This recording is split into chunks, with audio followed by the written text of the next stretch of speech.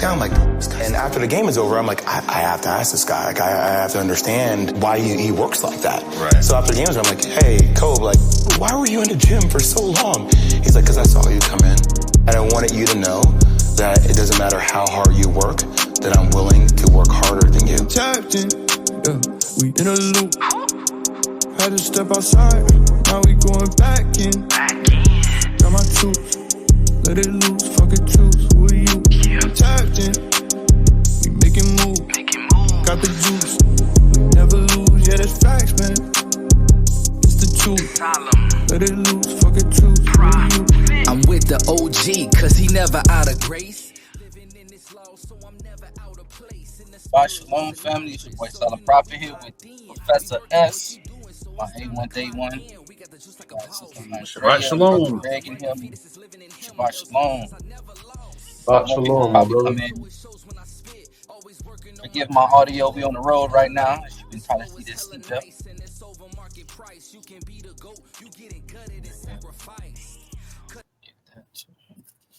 All right. Well, you know, first and foremost, gotta give all praises to the Most High. And we're thanking him for safe travel and mercies as we're on our way to our destination.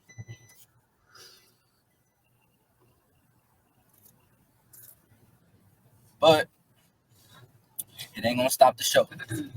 So, first things first, shout outs. Sister Andy, Shabbat Shalom, sis, how are you? Shabbat Shalom. Fine. How are you? How is everyone? Good. We're doing well. Is the boys tuning in with you, or is it just you tonight? No, it's just me tonight. Just you, okay. Well, I appreciate you for being here. Brother Greg, Shabbat Shalom, bro. How you doing? Shabbat Shalom, brother. Doing pretty good over here. Thank you. Oh, indeed. Yes, indeed. Shabbat Shalom, Sister Marquita in the building. Is it just you, or you got the crew with you? We got part of the crew. We just missing Kaylee. Shabbat Shalom. And Kari. Oh, and Kari. Where Kari at? She can't come out until... She said today. Shabbat Shalom, everybody. I sent Kaylee the link, so if she come in, she'll hear. No, she's in class, actually, so she can't make it. Okay. She was there earlier, though. Yeah, she was there earlier. Hey, y'all. No worries. All right. So we're gonna go ahead and get this started. I'm gonna give this week's tour portion, and we'll go ahead and Professor S will play the Parsha in 60 seconds for said Torah portion. Mm-hmm. It's Exodus chapter 1, verse 1 through Exodus chapter 6, verse 1. Isaiah chapter 27, verses 6, all the way through Isaiah chapter 28, verse 13. Also in Isaiah chapter 29, verses 22 and 23. And then Acts chapter 7, verses 17 through 36. And finally, 1 Corinthians chapter 14, verses 18 through 25. That's this week's Torah portion. I hope everybody read it. If you didn't, you're going to have to answer to the Most High, not me. All right. So, Shalom and welcome to Parsha in 60 seconds. Today's portion is from is called Shemot, which means names. Jacob's descendants filled the land of Egypt. Joseph and all of his generation died. A new Pharaoh arose, but did not know Joseph. He feared the amount of Israelites and enslaved them. He commanded the Hebrew midwives to kill all baby boys at birth, but they feared God and disobeyed. Pharaoh commanded that all newborn boys be cast into the river. A Levite couple hid their baby boy for 3 months. Finally, he was sent downriver in a basket, and Pharaoh's daughter found and adopted him and named him Moses, which means drawn out of the water. Moses grew up and he saw injustice on the Hebrews and killed an Egyptian. He ran away, met the Midians, and married into their family. God heard the cry of the Hebrews, and while Moses was watching sheep, God appeared to Moses as a burning bush. Moses was sent back to Egypt, and God would perform many wonders through Moses' staff. God hardened Pharaoh's heart. Moses and his bro Aaron confronted Pharaoh, and he was like, "Hey, let my people go." And Pharaoh was like, no. Pharaoh then made the Israelites work even harder and blamed Moses for it. Moses questioned God why things weren't working out, and God told Moses that the show was just beginning, and God would throw down on the Pharaoh. And that is Shemot in 60 seconds. Yeah. So that was the Torah portion. Anyone had any comments, insights, anything they got out of it?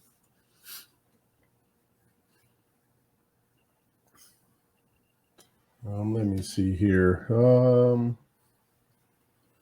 I know just one thing real, and I think was it. Oh yeah, in the First Corinthians, at least the initial thing that popped in my mind was when they talk about speaking in tongues. It was saying speaking in tongues is for the unbeliever to pretty much start believing, and not be, or like prophesying is for the believer. So I never actually saw that in the Bible as far as like worded like that. So I was like, oh, that's interesting, just the way that in that specific passage. Mm-hmm. Yeah. Shabbat Shalom, family. This the other grade. Shabbat Shalom, other Greg. Shabbat Shalom, Mother Greg. Shabbat All right, shalom, Shabbat what- shalom. Yeah, sorry. Can y'all hear me now? Yeah. Yes. All right, what I got out of Exodus, the first chapter of Exodus, when the midwives were called in by the Pharaoh because they did not obey what he was saying to do, he called them in and tried to question them. Now, they feared God. They didn't care who it was that gave the commandment to, or the command to kill the boys and save the girls. Now, in Psalms 27, first verse says, "The Lord is my light and my salvation. Whom shall I fear? The Lord is the strength of my life. Of whom shall I be afraid?" Now, that's the same fear that the midwives had for God or towards God. They didn't care who the man was. They feared God. So nothing anybody said would cause them to kill Hebrew children. And that's the same fear of God that we should have, the reverential fear of God, and not be sad or afraid to ask questions of God or to want to know more. God said, "Ask and you shall receive. Knock and the door shall be opened. Seek and you shall find." So we should be doing more and more, the most we can do to stay in God's presence. Yeah, that was real good. I took that note too, and then the only other thing I added to that was, they revered him, they feared him, and then he provided households for them. So after they did not cave into that fear, he did reward them for that. But yeah, that was a good call out. But yeah, we need to have that same type of fear and obedience in today's world, especially a lot of the churches caving into a lot of that, satanic doctrine they're passing around in there. Yeah. Yep.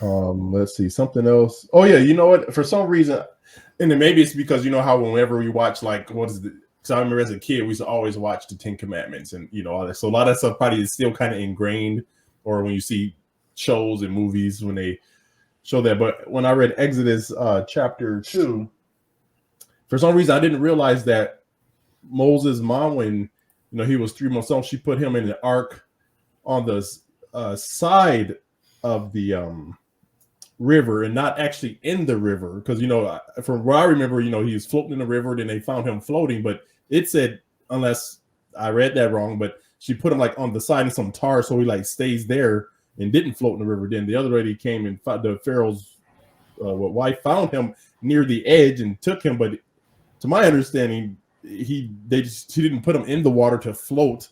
She put him near the edge of the river, and that's why they called him Moses.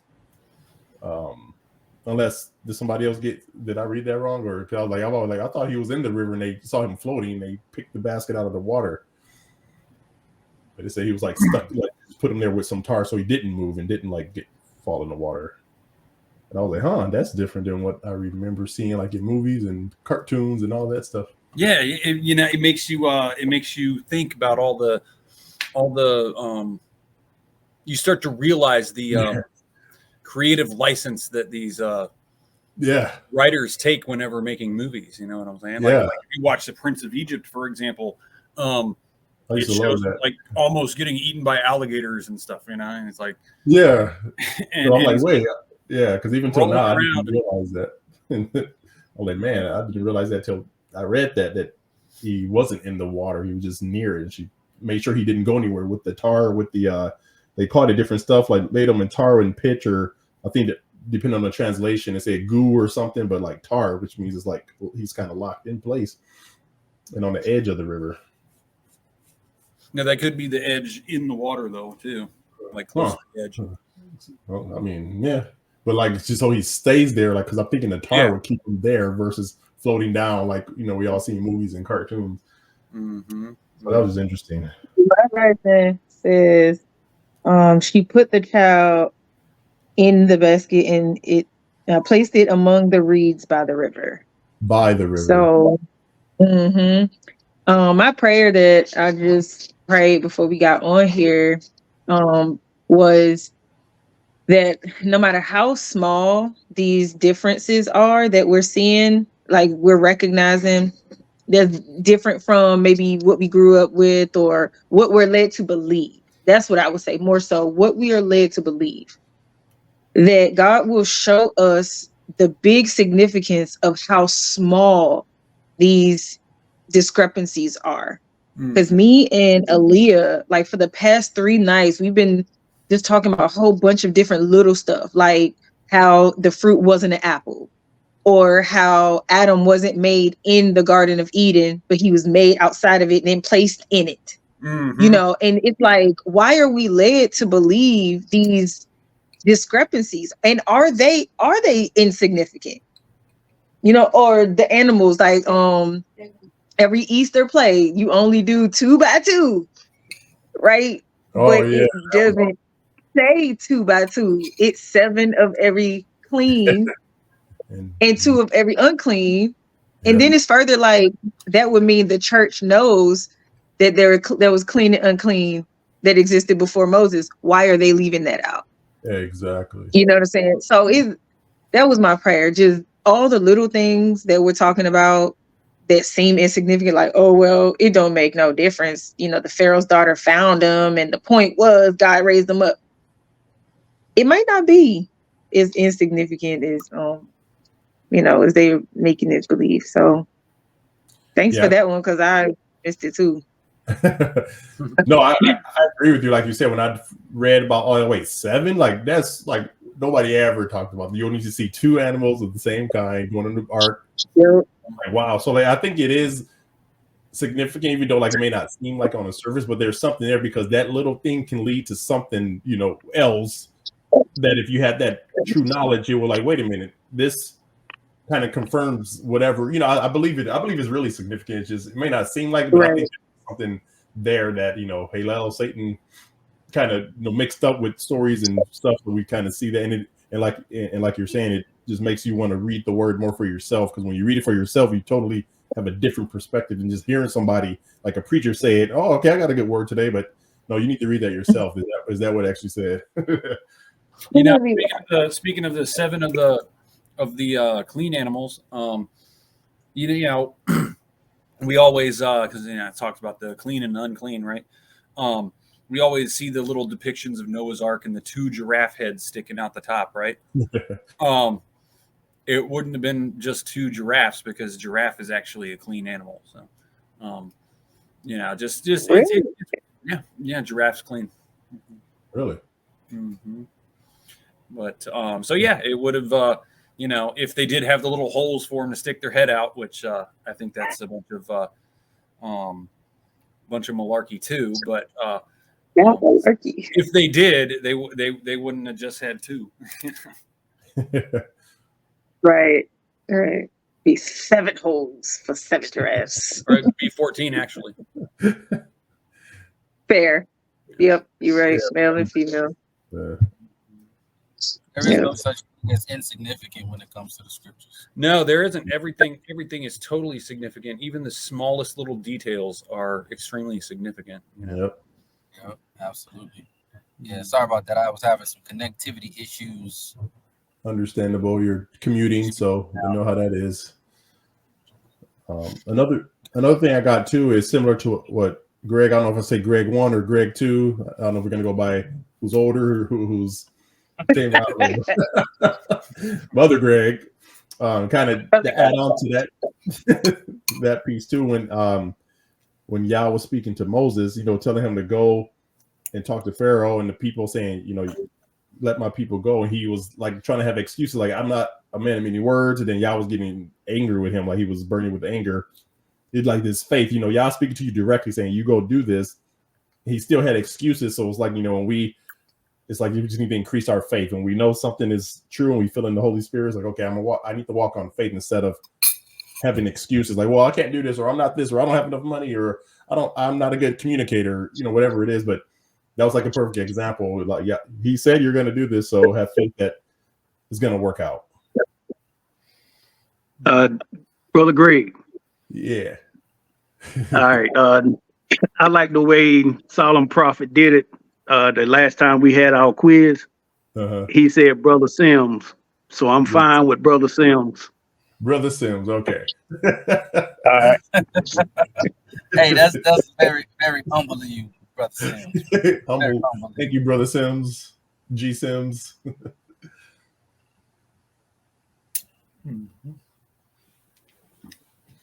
Yeah, everybody call him Chief Sims. Chief Sims. I like that. Tess says she's backstage, brother. I saw her message pop up. Yeah, she's backstage, but her connection isn't letting her connect her devices, so I can't bring her up. Oh, okay. I'll type that then. So, something that stuck out to me particularly about the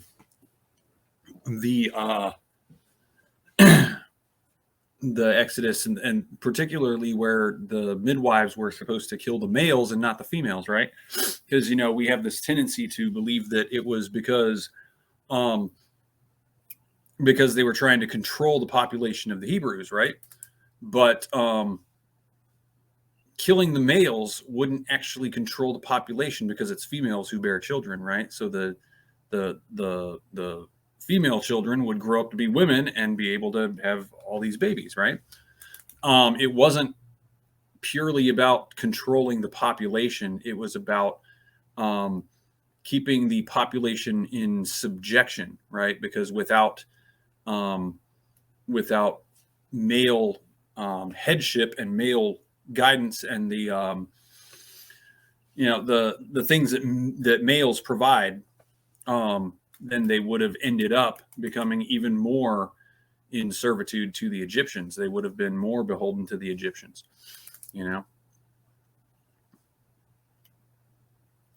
Then, this Torah portion is actually just packed full of stuff.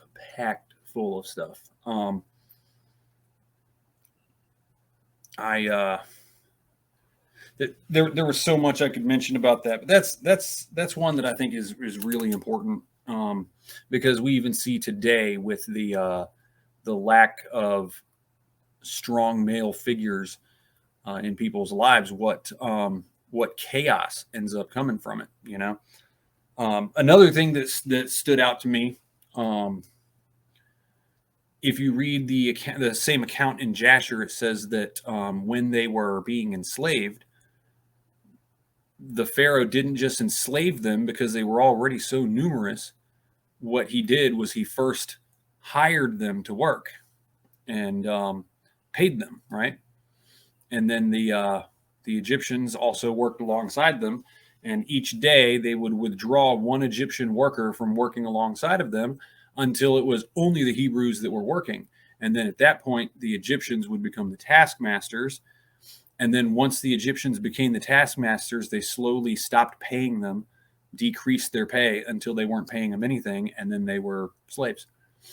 So that's an interesting thing, how that the small steps, incremental steps, the incrementalism that took place in order to cause the Israelites to become slaves in Egypt, that was a systematic overhaul. Yeah. We're used to that in Yeah. today's time. All of this Mhm. propaganda and programming and secret agendas and how It's our like that. government moves and operates.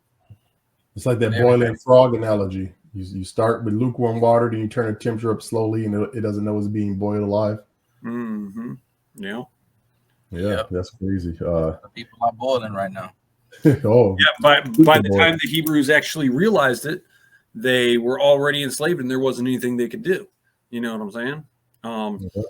And the first thing he did, actually, the Pharaoh did, was he enticed them to come out of Goshen and into the cities for work, and was like, "Hey, I'll pay you really good." So he used money to entice them, right? And living circumstances, situations, and so forth, because you know there's lots of comforts and amenities that living in a city provides you that you wouldn't necessarily have in farmland. You know what I'm saying?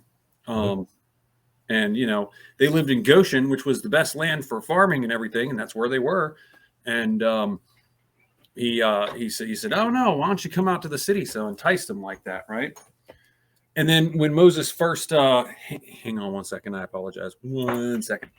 No problem. But just to kind of add on to what you're saying, it's crazy how history repeats itself to where it's literally what's happening today. Like, hey, let's climate change or 15-minute cities or universal basic income, and all this stuff sounds good at the surface when you kind of just look at it, but when you see deeper, it's like, okay, this is to enslave everybody. Oh, you own nothing and be happy. Like, come on. All this stuff is adding up. It's like people can't see that. That's literally what they're doing. Because then once they control you fully like that, because you're an entrepreneur, you don't really have to abide by the government's like, hey, we're going to pay you money if you do what we say, or we won't give you money, but hey, I make my own money.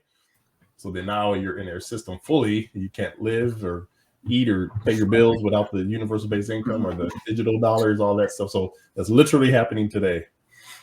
Yeah. It's pretty much the same thing. Yep. Now they've created a system where money is a requirement, which didn't used to be that way. I mean, people used to be able to live without it, but now it's pretty much a requirement because no matter what you do, you have to have money now. Yep. Which is gonna partially come into play whenever I get into the little study for tonight. But one other thing. Oh, go ahead. No, I just want to give a shout out to Shabbat Shalom, to Sister Tess and Sister Cindy. Everybody having technical difficulties. I myself am having some. Welcome. They've been backstage listening in. Nice. Awesome. Thank you. Sorry about that. I was having problems. No problem. And I just had two more quick things from the notes I took, and then you guys can. So in Isaiah, what is it, chapter 28? It said, like, many will be drunk with strong drink and wine, and the priests and prophets have been led astray, been deceived through strong drink, and they stumble in their judgment. So, obviously we can see that kind of happening a lot today too, just with stumbling in judgment and being deceived through like the churches and the deacons and the priests and the bishops and wherever the title they give themselves. A lot of them are falling that way. And the last thing is, what was it? Oh, in Acts chapter 7, I just noticed like the number 40, it appeared a lot because, like 40 years, fasting 40 days. People were 40 when they got married.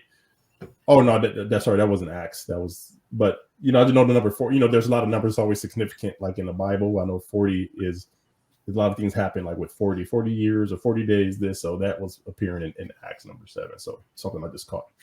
Wow. Probably the best whistles I've ever had.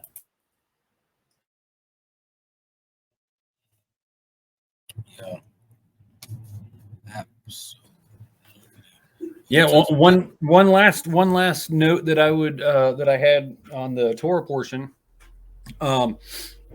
When Moses told the Pharaoh to let the Hebrews go, he increased their burdens, right? He increased the amount of work that they had to do. And that is what caused them to say, hey, what's going on? We need to, they blamed Moses, but it wasn't really until that point, because of all of the systematic control mechanisms that were put into place in Egypt in order to enslave them. A lot of them, likely, just like we have today, where people don't even realize, but a lot of them probably didn't even realize that they were enslaved. You know what I'm saying? Because they were just like, well, this is just how it is. This is just the way it goes. And until the additional burdens were put on them, because I was wondering why Elohim would allow additional burdens to be put on them when he's getting ready to free them, right? Why would he want to make it harder for them for a time, right? But it's like, man, that like opened a lot of their eyes to realize, hey, look, we're slaves and we don't want to be. You know what I'm saying? And sometimes it takes seemingly negative situations to wake us up, which is why everything's really positive, depending on how you look at it. Because with the negative situation, if you don't realize something is a certain way, and then this seemingly negative thing happens, it's actually for your benefit if you use it correctly. And like with them having the additional workload put on them, it allowed them to open their eyes and recognize that they were slaves and want to be freed. You know what I'm saying? Yeah, Harriet Tubman said it best. She freed thousands of slaves, and would have freed thousands more if they only knew they were slaves. Mm-hmm. Yeah, so many people, even especially today, don't even realize, don't even realize that it's a financial slavery system that's been put into place, rather than merely a physical, you're enslaved and chained up and so forth, And they'll be ready to crucify you for calling out their slave master. Mm-hmm. Yeah. Absolutely. But yet at the same time, they'll be griping and complaining about their boss, or they'll be griping and complaining about their job, or they'll be, upset about all the different things going on. But then you try to call it out and say, hey, look, this is what's going on. They'd be like, well, how dare you even insinuate that? Just like the movie, The Matrix has so many messages in it, at least part one, where when they first went back into the Matrix and he was showing Neo all the stuff, he said, look, these are the people we're trying to save, but they're so dependent on this system that if we try to unplug them, they will fight us to stay plugged into the Matrix. So I was like, that's pretty much what they were talking about. Yeah. Yeah, so such appropriate analogy for it,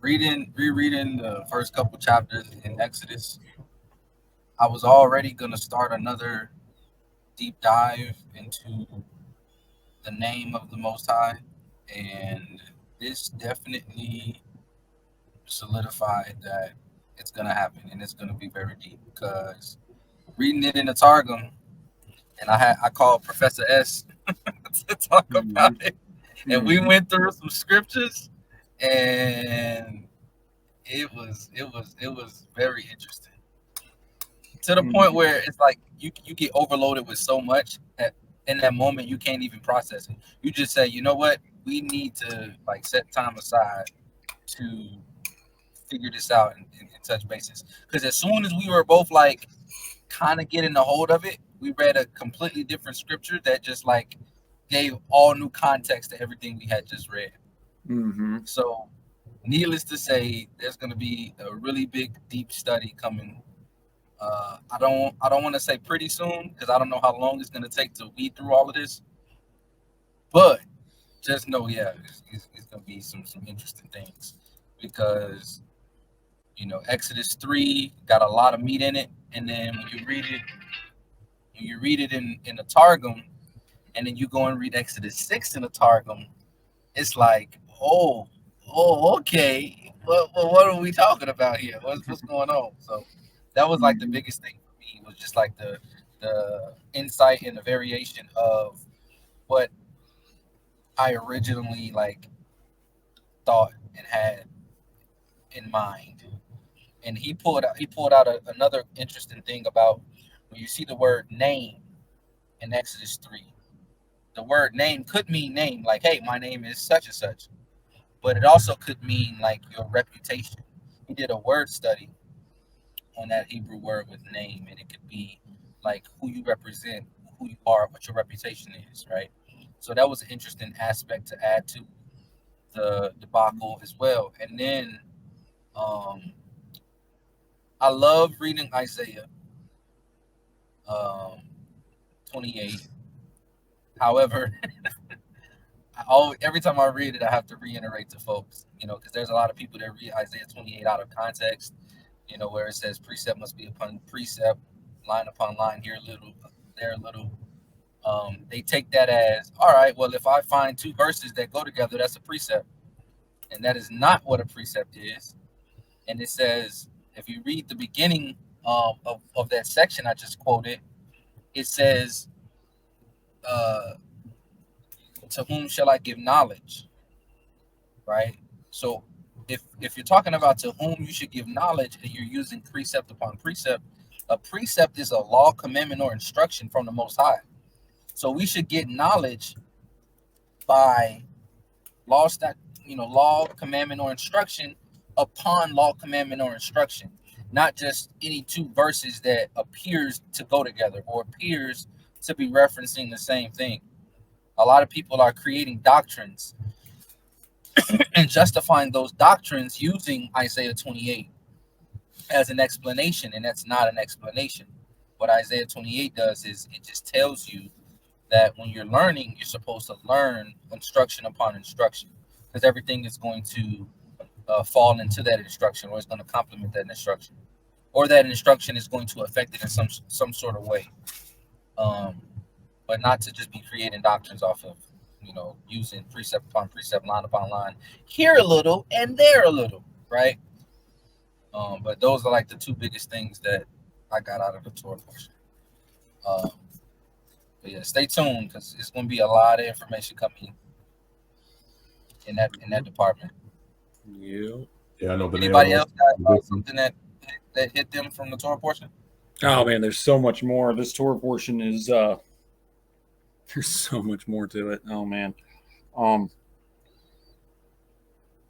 This is one of the meatier Torah portions, because you know how we were talking about the little things, the small details that end up making a huge difference. Well, I can give a great example of that, right?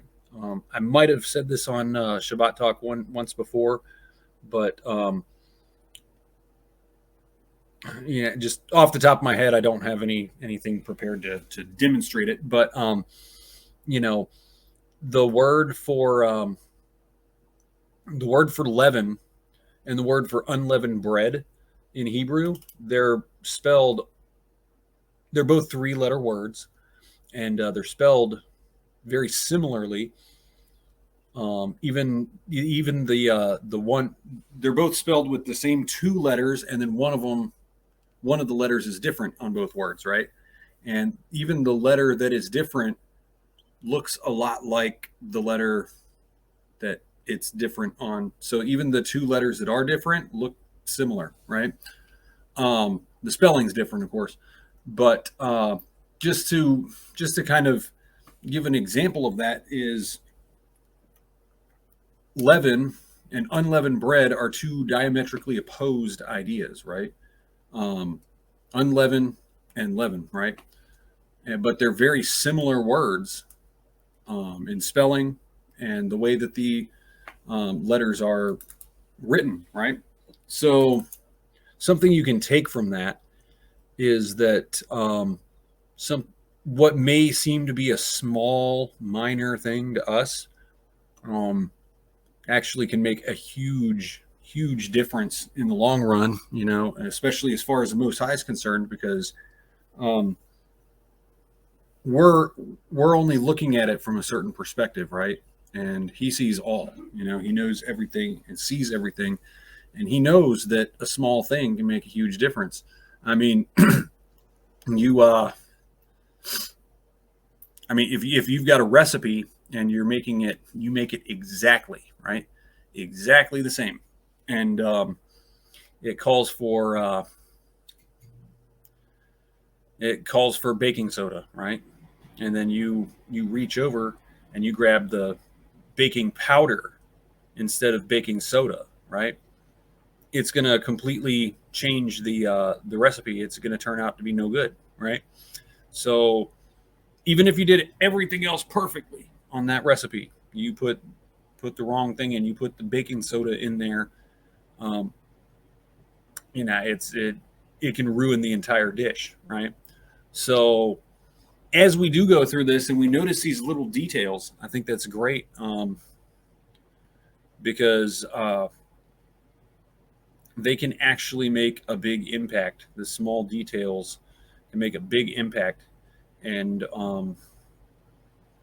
discerning them spiritually, you know what I'm saying? Going through them, looking at them spiritually as well as physically, right? It can have a dramatic effect. You know, the Ruach Hakodesh will put on your heart sometimes and on your mind to say, hey, you know, maybe there's more to this. Let me look into it, and then you come to find out, wow, what I thought about this was totally wrong, or you know, something like that. Another great example of that is like Isaac going to get sacrificed, right? When Abraham goes to take Isaac, if you know, all your Sunday school coloring books have this little 5-year-old kid going to get sacrificed, when in reality, Isaac was in his 30s when Abraham went to do that, right? So things like that, you know, we get these images in our mind of how things were and how things took place and what happened here and who was involved and all this kind of stuff, you know. And when you actually read what it says, you find out that in a lot of cases, even things that don't make that much of a difference, because I mean, I get it's probably not going to affect your salvation to know that Isaac was in his 30s, or if he was a 6-year-old, right, when he went to get sacrificed. But the implications of that are so much more, because then you can see, hey, look, these similarities in this, and you start to understand that it wasn't that his father was like forcing him to do this, because he could have easily overpowered Abraham, right, when they went to sacrifice him. You know, he's a 30-year-old man. His father's what, 110, right, or more? No, he'd be 130-ish, right? He could have easily overpowered him, but you know, he didn't, because Isaac was willing to be sacrificed, right? So that just it opens Scripture up in a way that you're like, whoa, there's so much deeper and heavier meaning to all of these things than just what seems to be on the surface, and the images we have in our mind based on movies we've watched, coloring books, you know, kids' stories, you know, things, you know, the artist rendition of this or that or whatever. And it's important to take what we think we know and set that aside, right?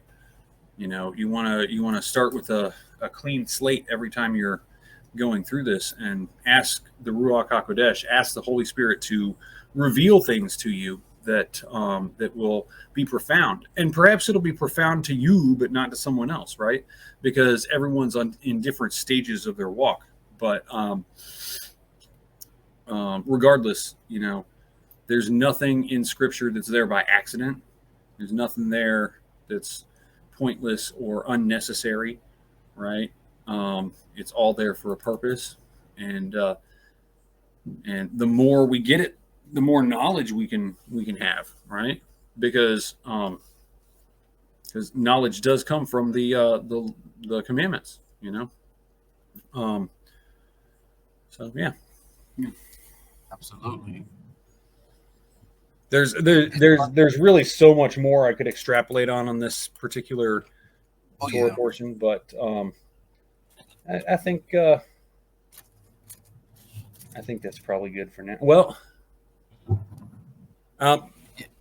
yeah, that's good. That's good. Time purposes, let that be it. That's He got it to the lesson yet. Yeah, I know. Hadn't even got to the lesson yet, so yeah. But each of these Torah portions are, extensive studies on their own, right? You can go in and in and in. Mm-hmm. But the important part is that we're reading it each week and we're putting forth the effort to get that understanding.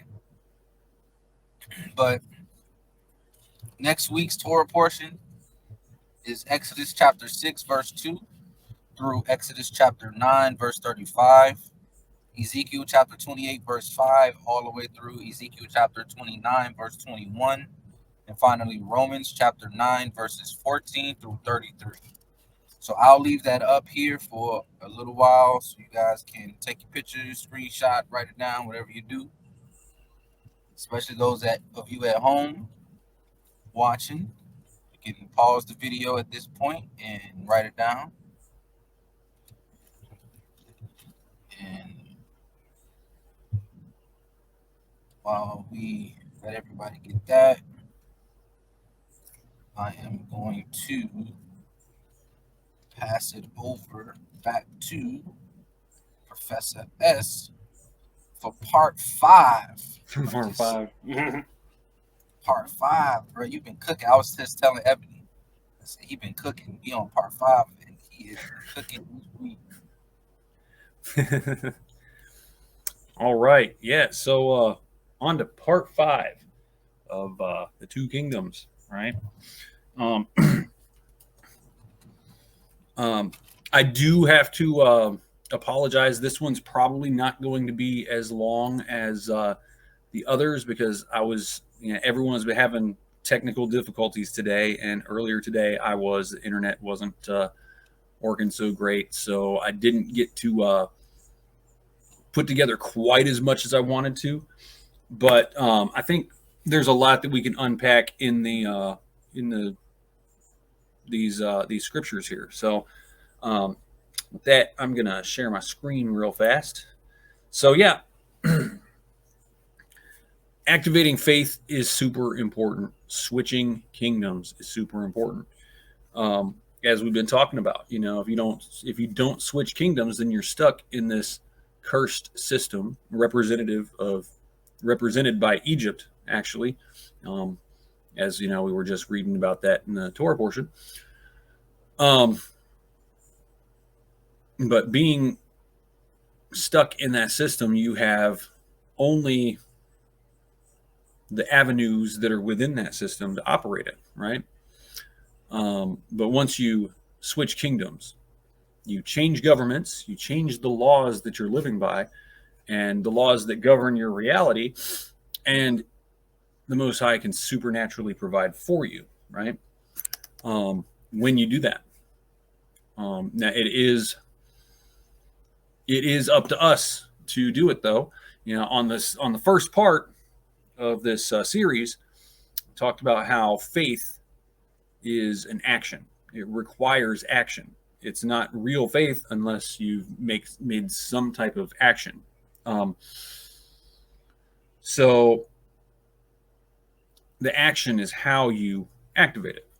We're going to go through a couple stories here. Well, we're going to go through one story here from 1 Kings. And it's a story that a lot of people may be familiar with. But so it's Elijah and the widow, right? So a little bit of a backstory here. Elijah was on the run.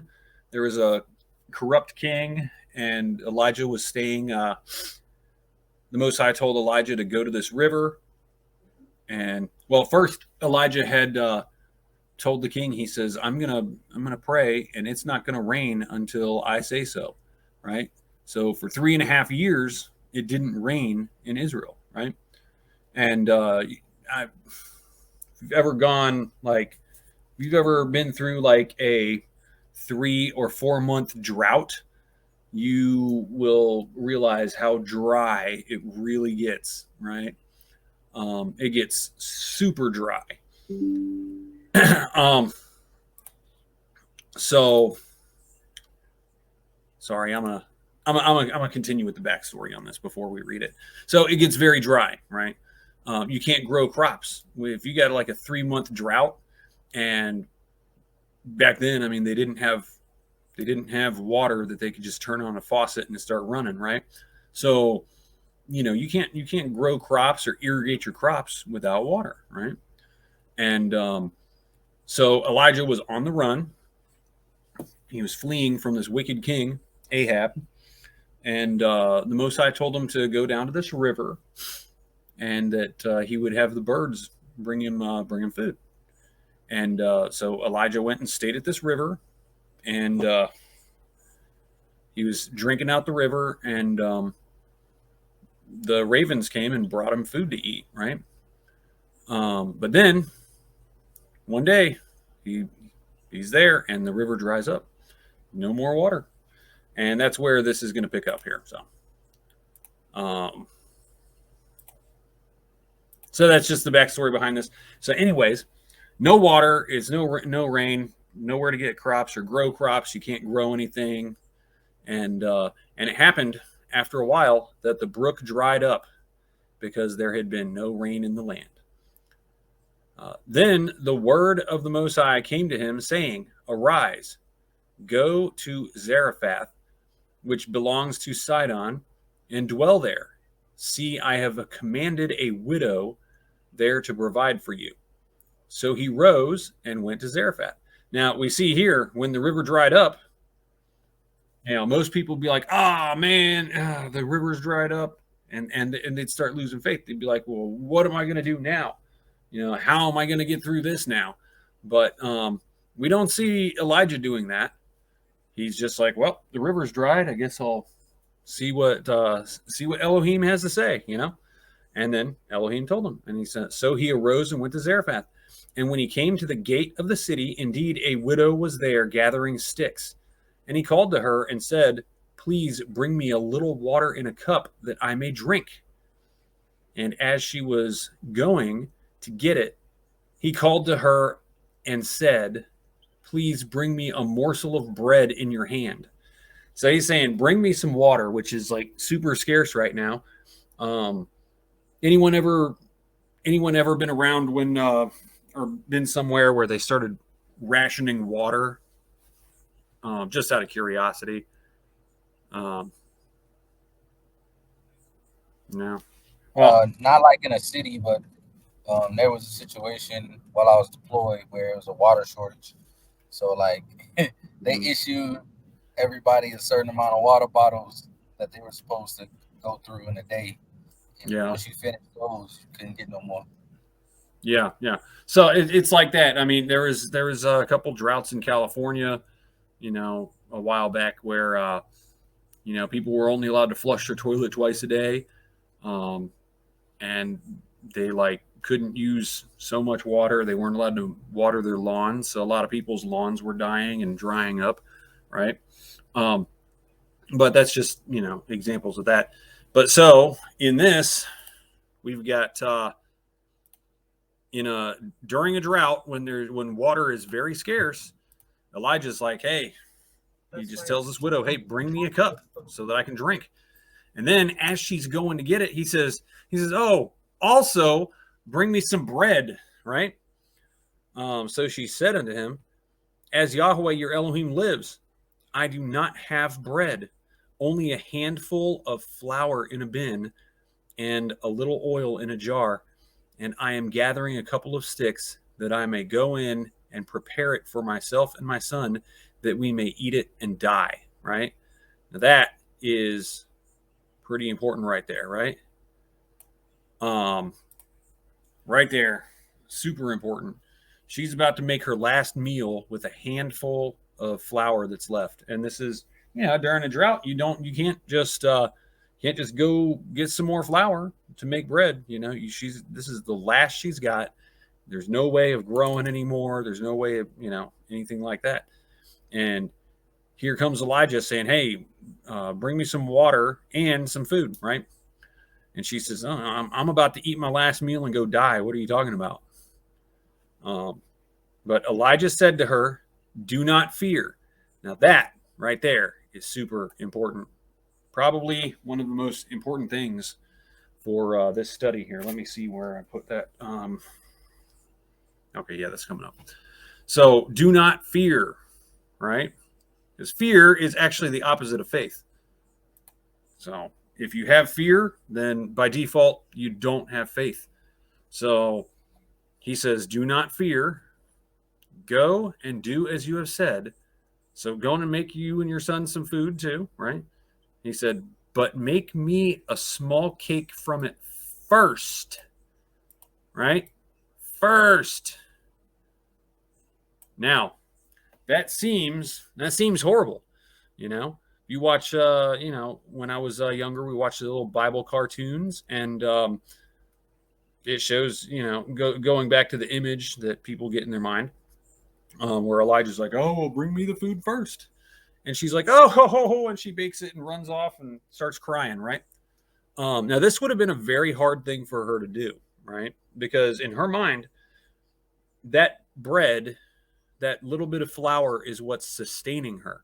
Although she knows that it can't sustain her, you know, the physical thought is, this is the last I have of this, and it's sustaining me, right?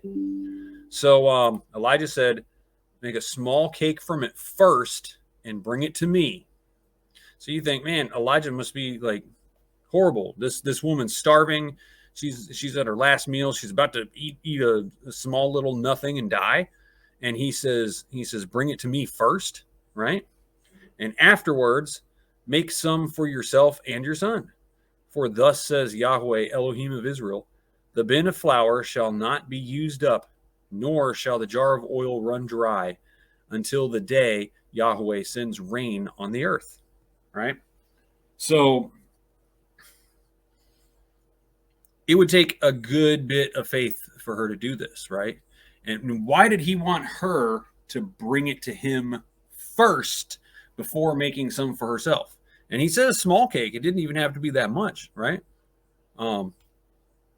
Just a morsel, right? Action. What's that? I said because faith is an action. Yes.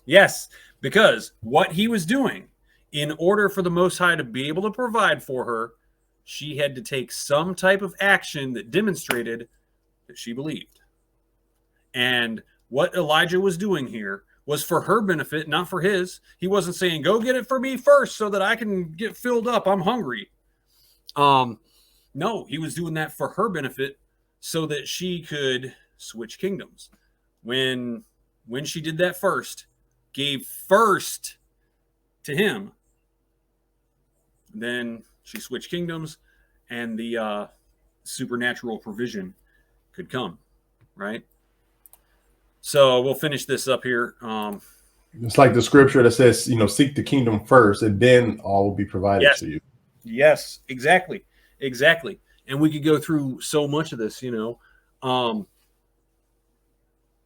The widow putting in the last of what she had, right? She wasn't taking care of her own needs, right? She was putting in the last that she had to Elohim, right? And Messiah says that she even put in more than all the others did, right?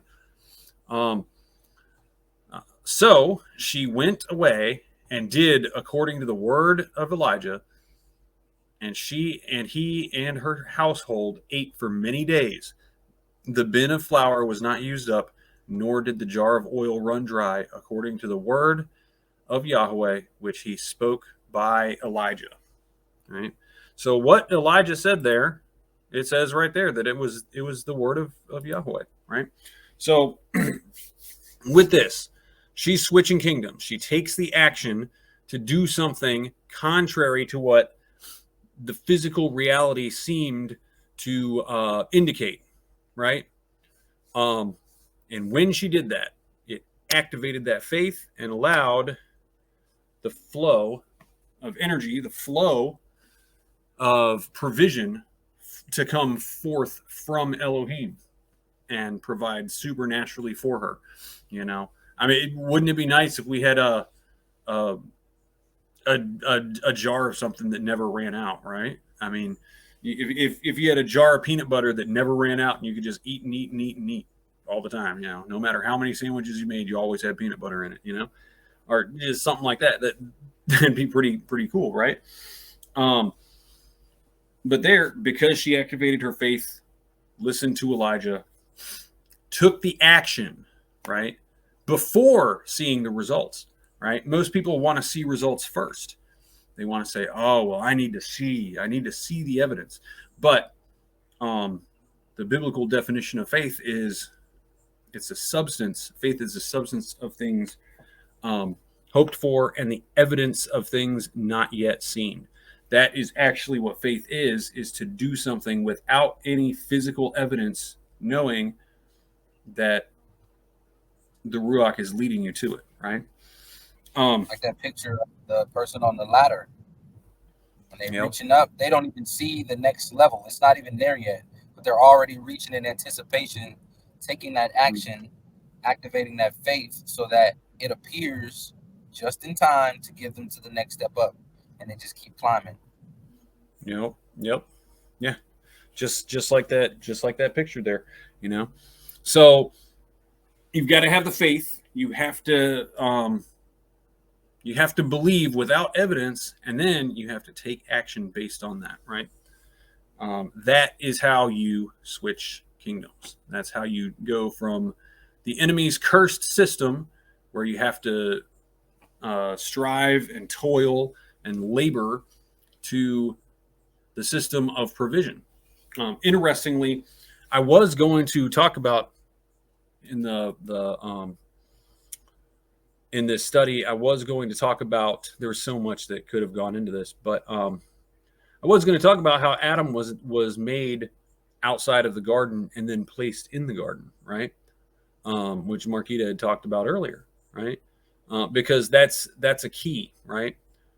That's a key to understanding this. The garden and being cast out of the garden is also symbolic or representative of the cursed system and the supernatural provision of Elohim, right? Because in the garden, he didn't have to labor, he didn't have to toil, right?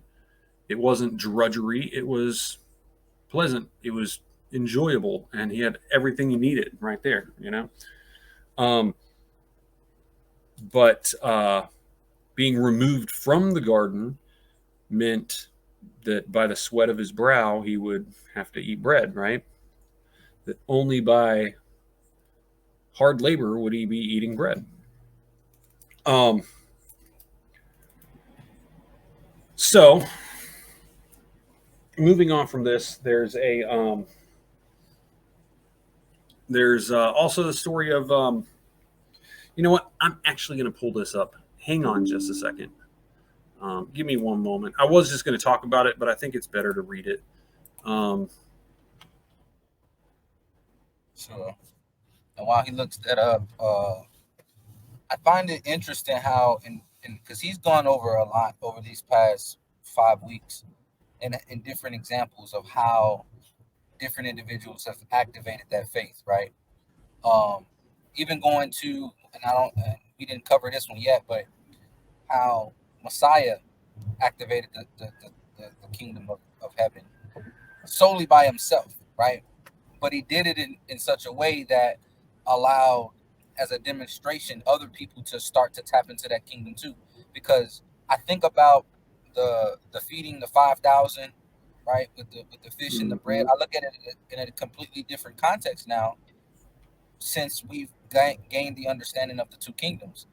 Because think about it, if he's tapping into the kingdom, because that's how he's showing abundance, right, with the fish and the bread.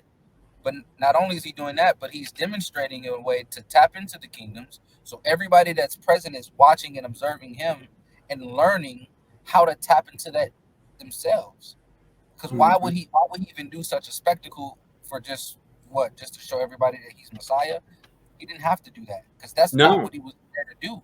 Because he willingly died, right? He could have took himself off the cross and everybody would have known that he was the Messiah at that point. So it wasn't just a demonstration of, hey, everybody look at me. It was literally him teaching people how to have faith in that moment, right? I learned this, I want to say back in like 2014, 2015. When you look at the amount of people that was present during that time, it says 5,000 in the scripture, right? But 5,000 was just regarding men of fighting age, which were 20 and up, right? Between the ages of 20, I'd say between ages of 20 and 60. Elderly people, both men and women, weren't counted in that number. Men younger than that weren't counted in that number, and women weren't counted in that number. And children. So if it's 5,000, it's talking about 5,000 men able to fight, right? But if you add the elderly, the children, people younger than 20 years old, all of the women, it was probably closer to 20 to 25,000 people present that was fed from the bread and the fish. So think about that in context with how he literally just like put on a show to demonstrate how to actually learn like faith and how to tap into that other kingdom. Yeah. It's absolutely mind blowing. And when Messiah said, we covered this last week, that Messiah said, all the things that I've done and even greater things you will do, right? So it's another thing, you know, why are people not doing greater things than Messiah, right? Because I mean, last I checked, he was pretty much at the top. You know what I'm saying? You know, I mean, a couple of the apostles, you know, later on did things that you could say might have almost been greater, but I mean, for example, like Peter prayed over a handkerchief and sent it off somewheres and it healed people. You know what I'm saying? But how was Peter able to do that? Because he had learned how to tap into the kingdom of heaven, the kingdom of Elohim, and to leave behind the cursed system of this world, right? Because the cursed system of this world has thorns. It has hard labor, disease, mosquitoes, you know, parasites, things like that, right? None of which were a problem before that, right? Until Adam sinned. And so until Adam gave up his authority there, none of that was a problem. Mosquitoes didn't even bite people, right? So that's I won't get too much into that, but that's an interesting thing that I had learned, that at some point there was probably some food source for mosquitoes that provided what they needed, that they get from blood, and if that was available, they would not need to bite people. So mosquitoes at one point didn't used to bite people. So, but besides all that, you know, diseases and stuff, there's no disease in the kingdom of Elohim. There's no disease. So that's how Peter could pray over this and send it off, and it destroy the diseases, right? Because, and that would take a lot of faith too, because if he prayed over this, said, here, take this to the sick person, and then it didn't work, he'd look like a fool, right? So it took a lot for him to do that, right? But he knew. So because he knew, he was taught how to do this, right? And here we are all these years later, all these hundreds, thousands of years later, trying to learn what's been lost, what we should know, especially all these years of churches and study and everything. But people have been going backwards, right? They've been going backwards, disregarding commandments, saying you don't need that and don't keep this and you can eat this if you want to, and all these things going back. You see that we're actually, rather than studying and gaining more knowledge, more understanding, and being able to do more things, and having the power of Elohim working in our lives, believers have been pretty much consistently going backwards, right? Which is the deceptions of the enemy, right? But we have all the information that we need right there in the scripture for us. So by switching the kingdoms, having the unwavering belief, not wavering at all, because any doubt, it just causes you to be tossed around like the winds in the sea, But moving on,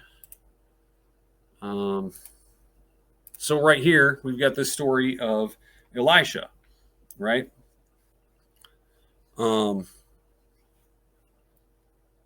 certain woman of the wives, and now Elisha, remember, he was given a double portion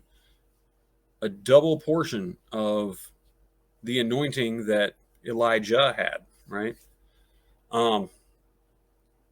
So came a woman of the wives of the sons of the prophets, cried out to Elisha, saying, "Your servant, my husband, is dead, and I know that your servant feared Yahweh. And the creditor is coming to take my 2 sons to be his slaves." So Elisha said to her, "What shall I do for you? Tell me, what do you have in the house?" And she said, "Your maidservant had nothing in the house but a jar of oil." Then he said, "Go, borrow vessels from everywhere, from all your neighbors, empty vessels. Do not gather just a few." So he's saying, gather a lot, right? "And when you have come in, you shall shut the door behind you and your sons, then pour it into all those vessels and set aside the full ones."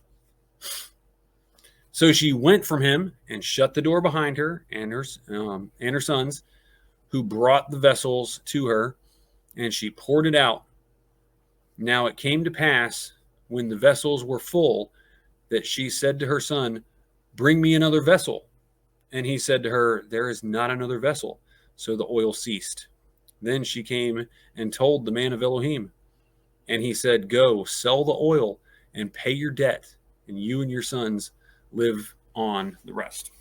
So he said, pay your debt, and then the rest of the money that you make from it, you and your sons can live on it. Now this is a very interesting story here. She's already a believer. She was one of the wives of the sons of the prophets, right? So she's already a believer, and her husband, who is now passed away, he feared Elohim, right? He wasn't he wasn't like a dirtbag, right? And she's like, "But these creditors, they're coming to take my sons and make them slaves. What am I going to do?" And Elisha says, "Go and ask all your neighbors for vessels and jars," right? And that would look kind of strange to most people. Why is this woman collecting jars and vessels, right?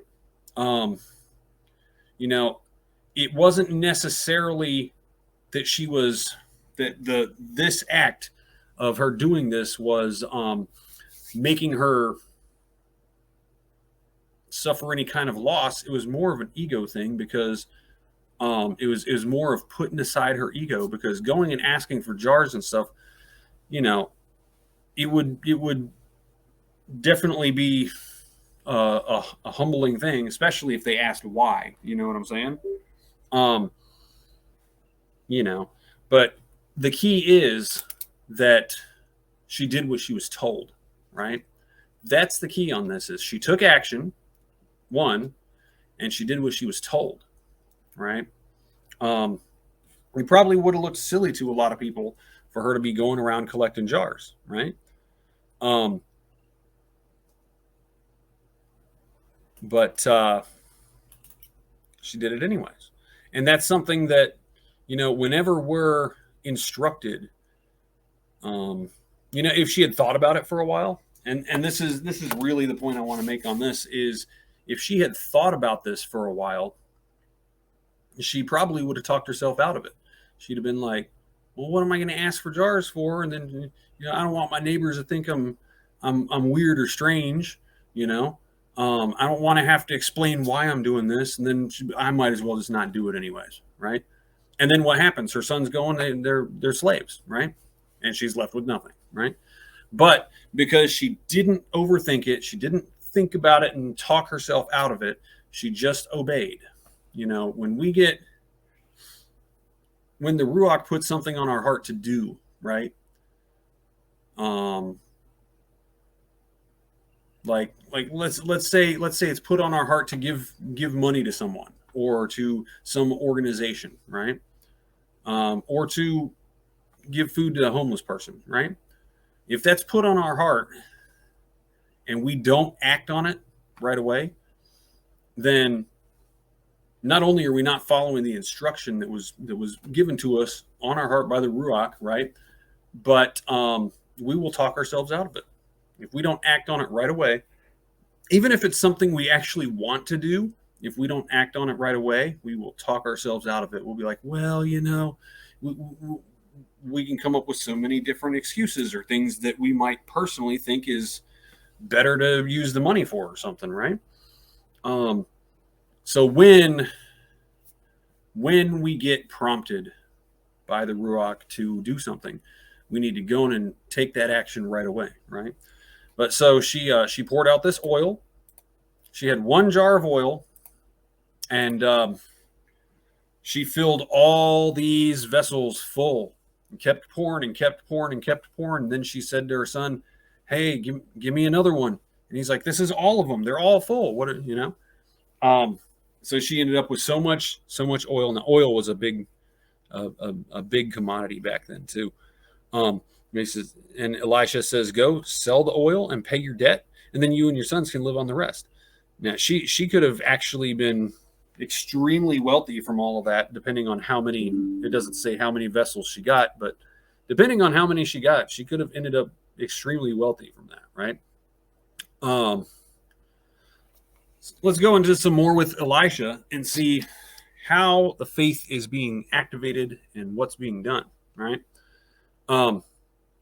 Now it happened one day that Elisha went to Shunem, where there was a notable woman, and she persuaded him to eat some food. So it was, as often as he passed by, he would turn in there to eat some food. And she said to her husband, "Look now, I know that this is a holy man of Elohim who passes by. He's passing by us regularly. Please let us make a small upper room in the wall and let us put a bed for him there, and a table and a chair and a lampstand. So it will be whenever he comes to us, he can turn in there." So yeah, she wanted to do something nice, right? It happened one day that he came there and he turned in the upper room and laid down there. Then he said to Gehazi, his servant, "Call this Shunammite woman." When he called her, she stood before him, and he said to her, say now to her, "Look, you have been concerned for us with all this care. What can I do for you? Do you want me to speak on your behalf to the king or to the commander of the armies?" She answered, I dwell among my own people." And he said, "What then is to be done for her?" And Gehazi answered, "Actually, she has no son, and her husband is old." So he said, "Call her." When he had called her, she stood in the doorway. Then he said, "About this time next year, you shall embrace a son." And she said, "No, my lord, man of Elohim, do not lie to your maidservant." But the woman conceived and bore a son when the appointed time had come, of which Elisha had told her. The child grew. Now it happened one day that he went out to his father to the reapers, and he said to his father, "My head, my head." So he said to the servant, carry him on his mother. So when he had taken him and brought him to his mother, He sat on her knee till noon and then died. And she went up and laid him on the bed of the man of Elohim, shut the door upon him, and went out. Then she called to her husband and said, Please send me one of the young men on one of the donkeys, that I may run to the man of Elohim to come back. So he said, and we use this scripture a lot with new moon too, right? So he said, why are you going to him today? It is neither new moon nor Sabbath. And she said, It is well. Then she saddled the donkey and said to the servant, Drive. So basically, she goes and he comes back. I don't need to read this whole thing. But so anyways, when Elijah come into the house, there was a child lying dead on the bed. He went in, therefore, shut the door behind the two men, or the two of them, and prayed to Yahweh. And he went up and lay on the child, and put his mouth on his mouth, his eyes on his eyes, and his hands on his hands, and he stretched himself out on the child, and the flesh of the child became warm, and he returned and walked back and forth in the house, and again went up and stretched himself out on him. Then the child sneezed 7 times, and the child opened his eyes, and he called Gazi and said, Call the Shunammite woman. So he called her, and when she came in, he picked up, he said, Pick up your son. So she went in, fell at his feet, bowed to the ground. Then she picked up her son and went out. So the point with this is, this woman, she was old, because she was doing things out of faith, right? Because she was doing things out of faith. And why was she doing these things? She was doing these things because she was like, hey, this man, he's a good man. He's a man of Elohim. Let's put him up, right? And she was filling up a spiritual savings account, so to speak, right? By doing all these things. She wasn't being asked to specifically by anyone, but it was on her heart. It was on her heart to do that, and the Ruach was working through her to do that, and to put him up anytime he come by, to feed him and put him up. And he says, well, what am I going to do for her? I need to do something in return for her, right? And that's what happens when we give of ourselves. We give something we have. It's like putting money in a spiritual bank account, savings account, right? And it will come back. It will come back. And so Elisha says, well, her husband's old, and she doesn't have any children, so I'll give her a child. And she kind of reacted the same way Sarah did, and kind of laughed it off. You know what I'm saying? But the next year she had the child, and then he died.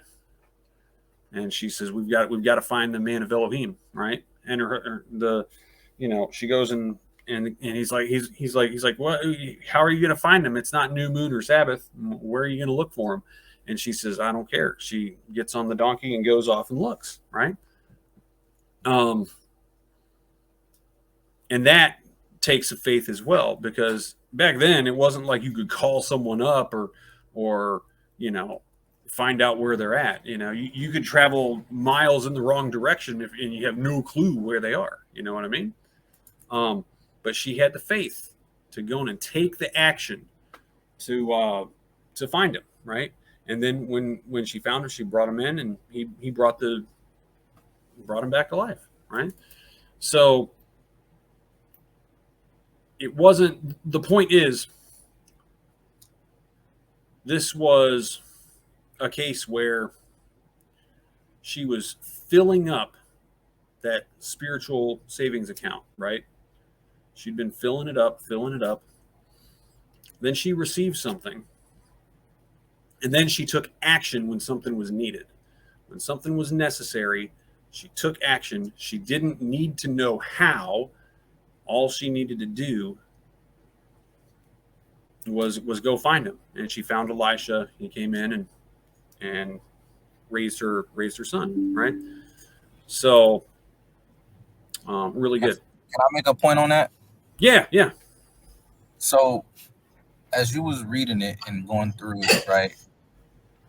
She was operating in faith by even taking them in to begin with, right? But then when he said that, when he wanted to, reward her, and he said that she's gonna have a child, she said, "Don't lie to me," right? Well, maybe that was an opportunity for him to truly show her how to unlock the kingdom in that regard, right? Because he told her she was gonna have a child. She did have the child, but then the child died. But by this time, that faith was all, that lesson was already given, and that faith was already established. Because when the child died, she just didn't go and mourn and, "Oh, woe is me." She's like, "No, we need to take him back to the man, because I got faith that he will be able to come back to life. There's something that Elisha can do that can bring my son back." Now, I might not have had faith initially when he said that I was gonna have a son, or I might not have had enough faith to actually tap into that kingdom. But now I know, because that first instance of him even giving me the son, or the Most High through him giving me the son, has established within me that confirmation, that key, right? The keys. Mm-hmm. Now that I'm using that key, utilizing that key to activate the second kingdom to bring my son back. And then moving forward, you can already know that she was operating in faith the remainder of her life. Mm-hmm. Yep. Yeah. Absolutely. This is this is just so important, so important to fully grasp that, this whole concept. And that's why this has been such an ongoing series, right? Because it's just so deep, and so there's so many different avenues and aspects of it, right? But it's also extremely important. We should be operating in this power all the time, right? As believers, and we need to get this right, because you've got people thinking that they're not having to keep the commandments and being led by the Spirit. And I can't necessarily say they are not in all situations and circumstances, whether or not they're being led by the Spirit, right? But the thing is, the Spirit's not going to lead you to not keep the commandments. If the Spirit is leading you, if the Ruach HaKodesh is leading you, it's going to lead you closer and closer and closer to keeping the commandments, right? But you've got a whole group of people that are like, "Oh, those commandments, we don't need those," right?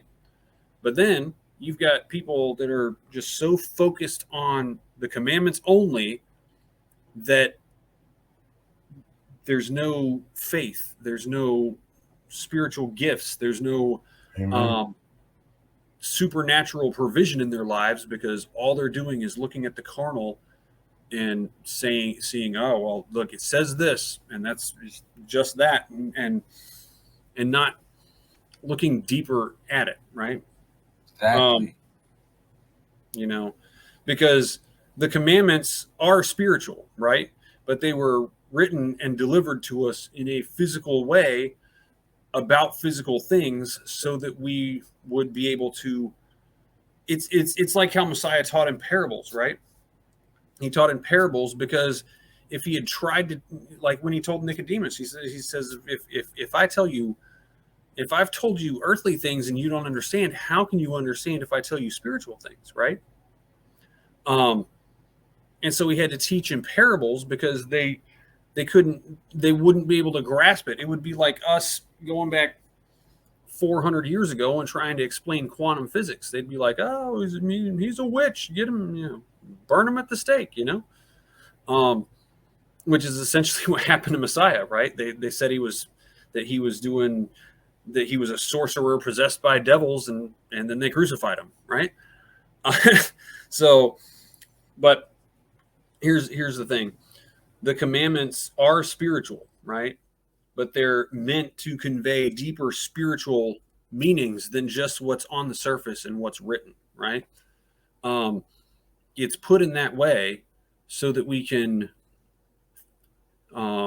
go over it and go over it and go over it and read it again and read it again and meditate on it and draw out of it so much more than just what's there. You know what I mean? And if we only look at the commandments, right? If we're only looking at what's on the surface and not digging deeper, then we miss out on so much that's available right here to us, you know? So I had gotten to starting to study, you know, how this has a lot to do about giving, right?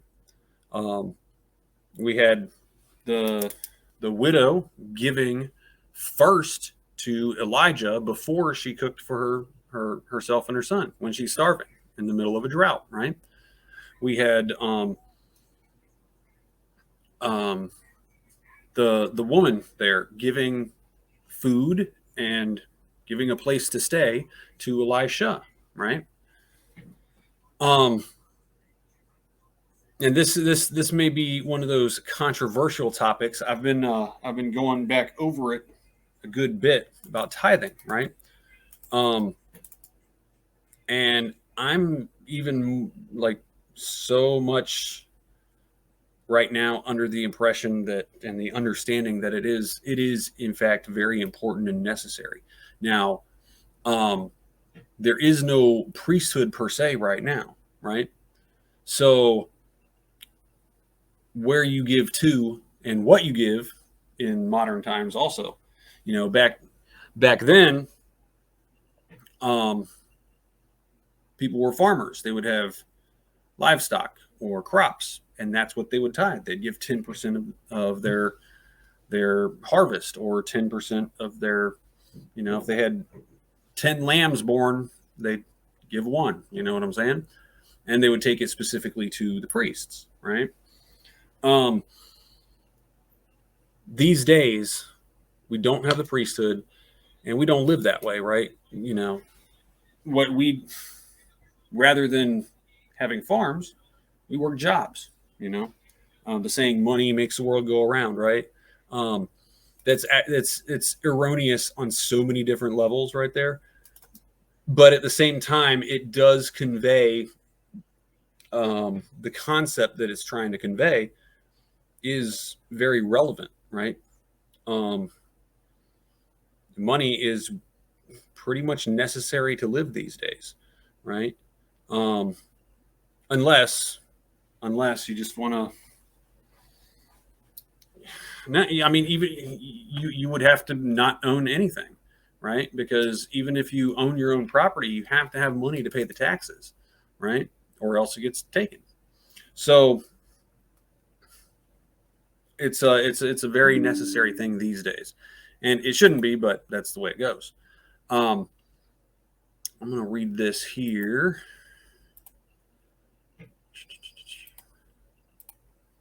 So this is Malachi, by the way, Malachi 3:8-12. Will a man rob God? Will a man rob Elohim? Yet you have robbed me. But you say, in what have we robbed you? In tithes and offerings. You are cursed with a curse. For you have robbed me, even this whole nation. Bring all the tithes into the storehouse, that they may be food in my house. And try me now in this, says Yahweh of hosts, if I will not open for you the windows of heaven and pour out for you such blessing that there will not be room enough to receive it. And I will rebuke the devourer for your sake, so that he will not destroy the fruit of your ground, nor shall the vine fail or bear fruit for you in the field, says Yahweh of hosts. And all nations will call you blessed, for you will be you will be a delightful land, says Yahweh of hosts. Now, what's this say here? For all nations will call you blessed, right? That's what is supposed to be taking place, right?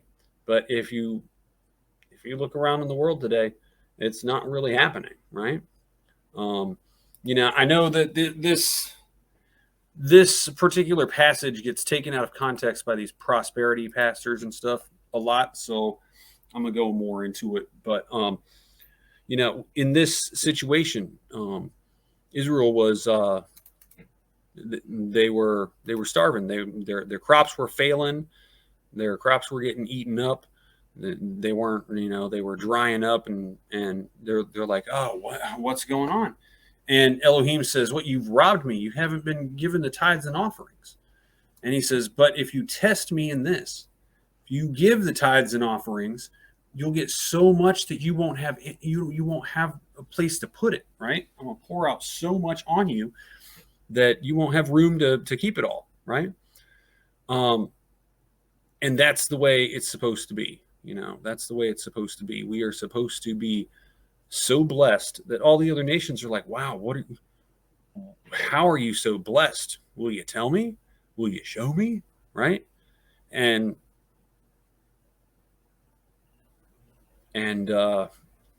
getting there, it's about letting go of the fear, right? It's about letting go of fear. Fear of, will this be used in the right way? Fear of, what am I going to do if I don't have it? Fear of, well, I don't really have it to give, right? When you actually let go of it and you create a sacrifice in your life, a temporary sacrifice in your life, and you let go of something, it releases you from fear. You no longer have fear. You're no longer attached to it, right? I know we've talked about this, you know, that you know, Scripture says the love of money is the root of all evil, right? Not money itself, but the love of money, right? You look pretty much through the whole so-called Old Testament, and it says, yeah, you're going to be blessed and blessing, and you'll have all this stuff, lots of money. You know, I mean, Abraham would have been like a millionaire today. Isaac and Jacob would have been like, today they would have been like the equivalent of millionaires, right? Joseph, a billionaire, even, you know. And all the patriarchs were like that. But it was because of something, right? Because they were always willing to give. They weren't attached to the stuff, right? When Scripture says the love of money is the root of all evil, if you're feeling apprehensive about giving money away, what are you doing? It's really because you love it, and you want to hold on to it, right? But when you're willing to give it away, you don't love it. You're like, here it, you know, there it goes. And at the same time, you're releasing fear of not having it, right? First thing Elijah told the widow, he said, fear not. Do not fear. So yeah, you know, when we get back to a place where we're doing what the patriarchs were doing, Abraham gave tithes. When Abraham met Melchizedek, he gave him a tenth of everything that they had just plundered from killing all these kings, right? Now that wasn't a small little bit of something, right? I mean, they just killed and defeated kingdoms and plundered them. And Abraham, he didn't care about any of it, right? He didn't care about any of it. He gave it to a tenth to Melchizedek, and then let the king of Sodom have all his stuff back, and says, no, I'm not even going to take anything, because I don't want you to say that you made me rich. I want everyone to know that Elohim is the reason I'm rich, right? And here's the bottom line. It's not about becoming rich, right? It's about being wealthy. We are supposed to be wealthy. As believers, we're supposed to be wealthy. It just says over and over and over again in Scripture, right? But the biblical definition of wealth, as I went over in another one of these lessons in the series, the biblical definition of wealth is not being rich. It's not riches, right? It is having more than you need so that you can be used as a conduit to for it to flow through you from Elohim to other people, right? And when you do that, you always have more than you need, because in order to continue the flow, in order to continue the outflow, the inflow has to continue coming in as well, right? So yeah, I mean, lots of things to consider here. This is a very, very important subject, very important topic, you know. So yeah. Boy, you cooking. All praises to the Most High. Well, you was cooking. You put out Elisha and Elijah perfectly in alignment with what you've been leading us through. Mm-hmm. Yep. Driving the point home. Hey, what part 6 gonna be about? Oh, we'll see, man. You was in here cooking, boy. Man, all praises. Thank you for that. So yeah, anyone comments, questions, anything? It was a good study. Appreciate it. Yeah, that made a lot of sense. So yeah, I definitely agree. Yeah, we need to be more in our operating our faith and have confidence, and good things will happen. Because really, by definition, when you give up something, you're no longer afraid of not having it. So you've given up fear, which fear is the opposite of faith, right? So you're activating faith by doing that, and at the same time filling a spiritual savings account that will come back to you way more, right? Because I mean, how much more valuable was that woman's child that she later had than the food that she gave Elisha and the little spot up in the, where she let him sleep? You know what I'm saying? The child was way more valuable than that, So. Yeah, I just think that's good. Like I said, they didn't have food. And like, hey, make me something first. And it's like, that's the thing that gets a lot of people like, I don't have this, or I'm barely, and they get that fear and lack type of mentality. And it's like, God's telling you to do it, trust in him, and you'll be taken care of. And take action immediately, no less. Like that one widow did when Elisha said, well, go get the oil, ask for the jars, and fill them up. Fill them all from this one thing. I mean, she could have had, 50 jars there, and one jar fills up all 50 of them, and it was because she took action, right? She took action and followed the instructions that she was given, right? Absolutely. I want to give y'all a real life example of this in action, right? I've given like the financial examples in prior weeks. I'm going to give y'all a different example tonight. So, obviously, those who know me best know that my mother passed away when I was young. I was 3. So it was me and my pops my whole life. So throughout my whole life, I had a void that was left, right? I had great women examples. A lot of women poured into me. My cousin took on a mother role. I call her my mom. But growing up, I always kind of looked for that womanly approval. And I noticed that it started to guide me in terms of my relationships. Because I always found out that I just had to be in a relationship. I went from relationship to relationship, right? And that fear, the fear of being alone, of being by myself, like I needed to be with someone to be happy, led me to getting married in my first marriage. That didn't work out, to say the least, right? And I was single, and after that first marriage, sorry, the kids is running around. We'd have made it over here. We'd have made it over here. But after that, I had to like really truly like let go of everything let go of the fear of being alone and really be alone and like be single and just me by myself. And when I did that, that's when the Most High gave me my current wife. And it's going on 10 years strong. Believe it or not, almost 10 years together, we've never had an argument.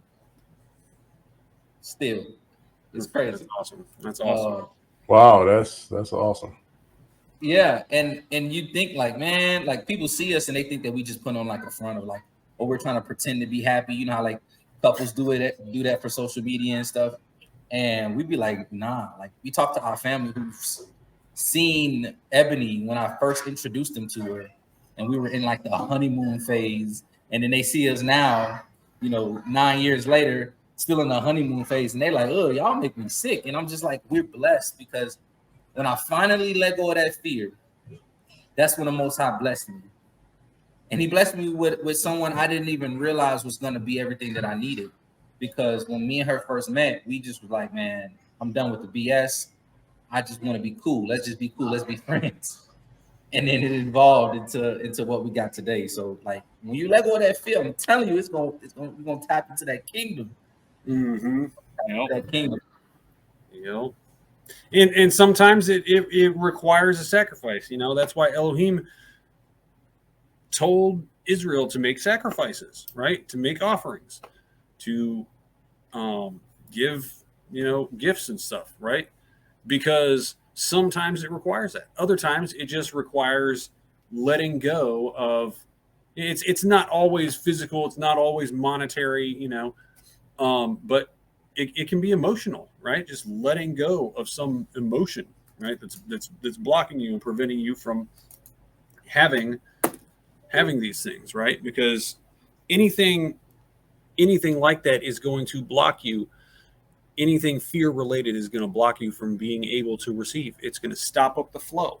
And as Elohim's like, well, I want to pour this out, but you've got this blocked up, you gotta open up, let go of the ego, or let go of the fear, or let go of whatever it is, love of money, let go of that, right? And when we do that, it really changes things, and I would go in and just challenge everyone.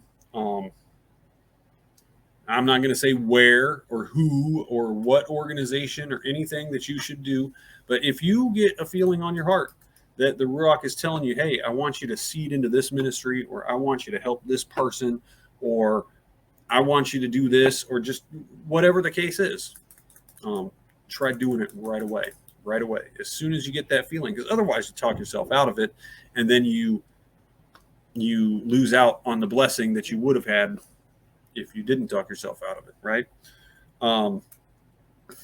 And remember, it's not actually giving to that person or that organization or that charity or that group, right?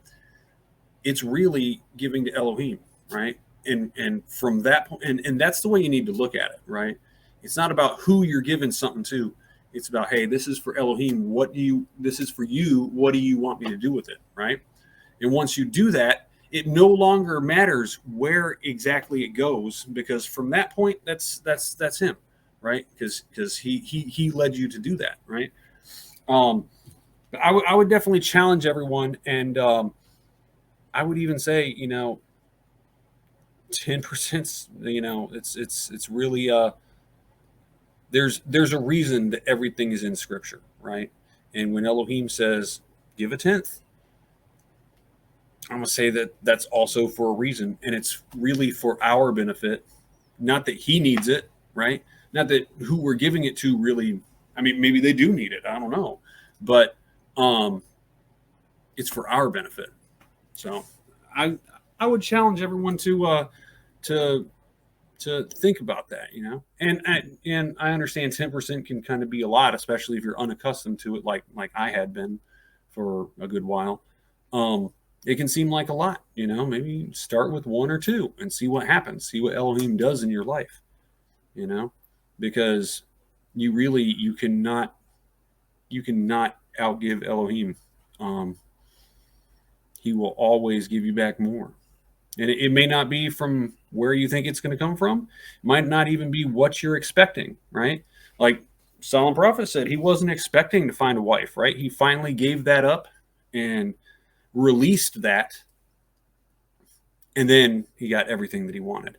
Not when he was searching for it, but when he gave it up and said, you know what? I'm not afraid of not having that. I'm not afraid of that lack anymore. I don't need that void to be filled, right? That's when it got filled. Exactly.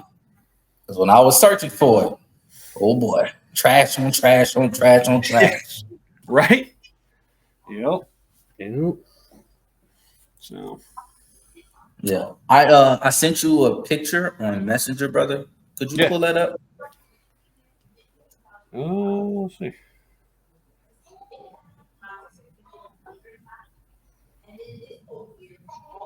Yeah.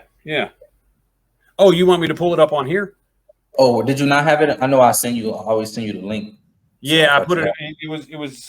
Yeah. Let me open Facebook back up. I might be able to pull it up. But in the meantime, does anybody else have anything that they want to share?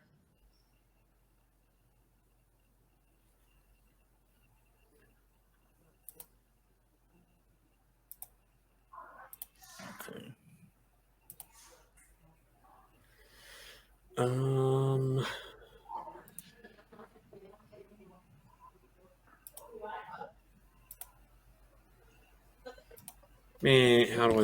Okay, hold on. I gotta zoom into it, then I can pull the picture up. So there we go. Here we go. Now this one isn't the exact one I saw before, but it's pretty close. So you get the idea. Mm-hmm. There we go.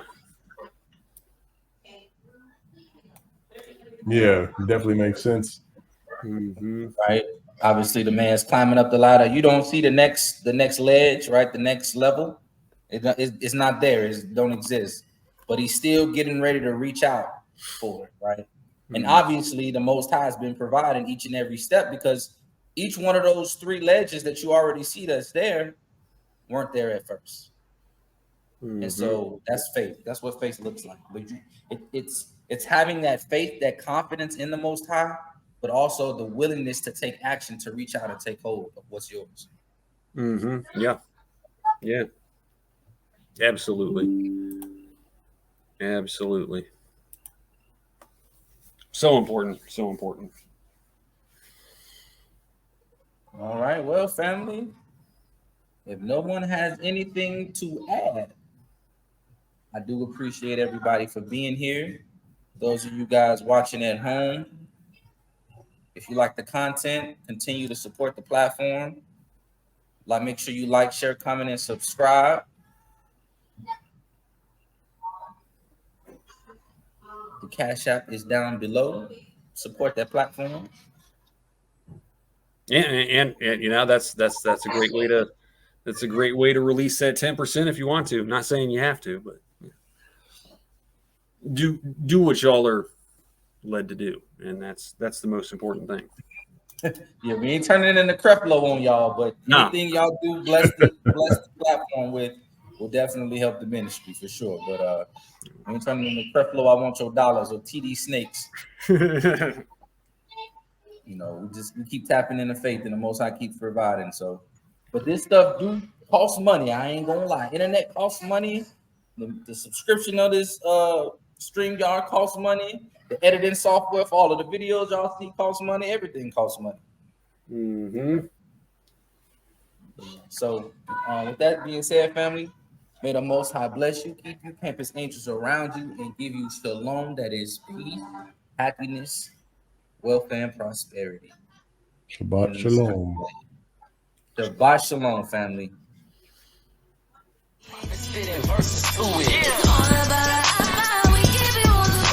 Look down on us with mercy and forgive our wicked ways. The car y'all with a song, spitting mercy to it. Look down on us with mercy and forgive our wicked ways. Heavenly Father. Father, you are never far. All praise esteem and Toda, Ania Habatah. Words cannot express how I'm thankful for a Savior. I cling to your every word, like the ink onto my paper. Serving you is so natural, it's straight up off the cuff. If I praised you for eternity, it wouldn't be enough.